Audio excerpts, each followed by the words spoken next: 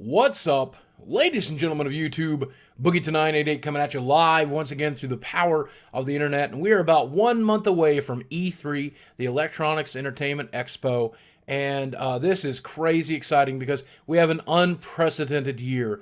Every year we have rumors and we have things along that lines that give you an idea of what the companies are going to talk about. Well, this year we have rumors that basically detail every single bit of information that both Sony and Microsoft are supposed to release. Now, I've already covered Sony, and the link for that is going to be down below. I hope you watch it after this one, but this one is all about Microsoft and Xbox, and I think this is a wonderful year for this console, for both consoles. And number one, Rise 2 is supposed to be announced. We're supposed to have it in a medieval setting. They're supposed to improve the freedom and roaming of the game. There's supposed to be more varied and more interesting combat, and the graphics are supposed to look even better. I think Rise was a good game, and its lack of strengths was the repetitive combat and the extremely short campaign. The multiplayer was really fun once you take microtransactions out of the equation.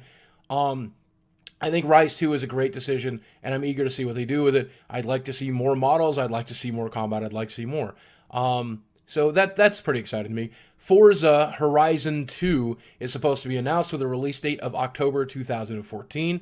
If you're unfamiliar with the series, I'm unfamiliar with it until this announcement. It's supposed to be open world. It's supposed to be set in the South. So we're talking Texas and Arkansas. And of course, I'm from Arkansas, so I'm going to get to drive through parts of Arkansas. And it's supposed to have 80 hours worth of single player, which is fantastic. Now, as you guys know, I've been a heavy critic of Forza 5 for microtransactions and other issues, but I'm excited to see what they're going to do with Horizon. I would love to play some open world Forza. Halo 2 Anniversary is supposed to get a release date, and of course we know a little bit about this. It's supposed to be a full makeover of Halo 2, including all the gameplay that you loved, with brand new graphics, brand new revamps of the levels, some of the levels that were difficult to download and acquire for Halo 2, bunch of new stuff. That's fantastic. Halo 2 is, to date, my favorite multiplayer of the series. Of course, I've only really played the single player of most of the campaigns. Halo 5 is also supposed to get its release date, and maybe we'll get to see a little gameplay there. This is one of the weirdest announcements, however. Rare is supposed to be rebooting two franchises. The first is Perfect Dark, and when they reboot Perfect Dark, it's supposed to be a third-person adventure game similar to Uncharted, which is very reasonable. This one is just weird to me. Battletoads. Finally, when you call and ask somebody if they have Battletoads, they're going to say yes, and you may pre-order it right now. It's supposed to be a free download, similar to Killer Instinct, and I don't know what they're going to do with it. I don't know if it's going to be a fighting game. I don't know if it's going to be like the original Battletoads. I don't know. But I hope it is as miserably difficult as the previous Battletoads, and you kids get to rage about it, because I don't think it's fair that a generation gets to grow up without knowing how awful Battletoads can be.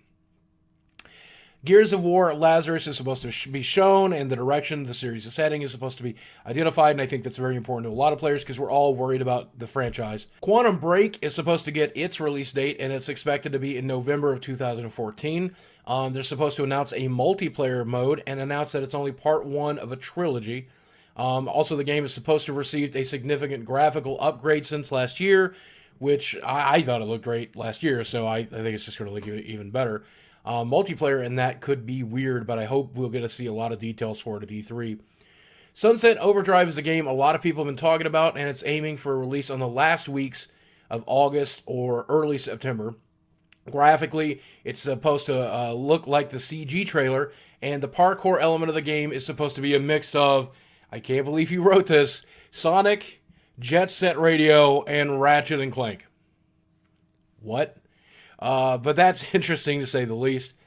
And then here's my favorite announcement. Games with Gold will be announced for Xbox One starting immediately.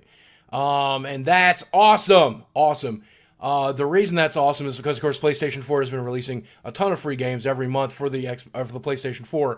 So to see them get into the game here is good, but the way they're doing it is even better. There's supposed to be one retail game per month, with one digital game per month of a choice of two different digital games.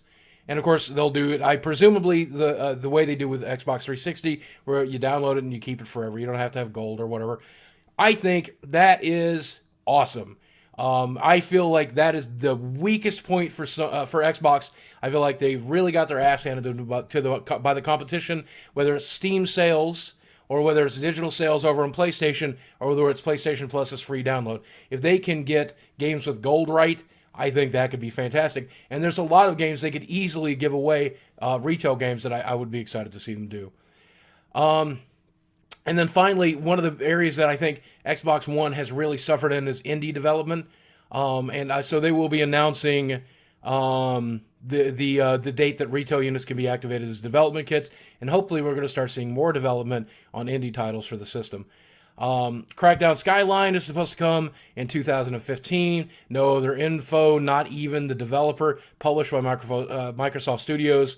And this is one of the big ones I think a lot of people are anticipating, rumors of a brand new Xbox One with the white coloring that we saw with the dev kits, or with the ones given to the developers, with a cheaper price, possibly without Kinect. So that should be interesting. But that's what we're expecting this year from Microsoft. Come back in a month and see whether or not this is right. It's all good stuff, and I'm eager to see it. Now, I hope you watch the PlayStation 4 version as well, and I'm going to list that down below.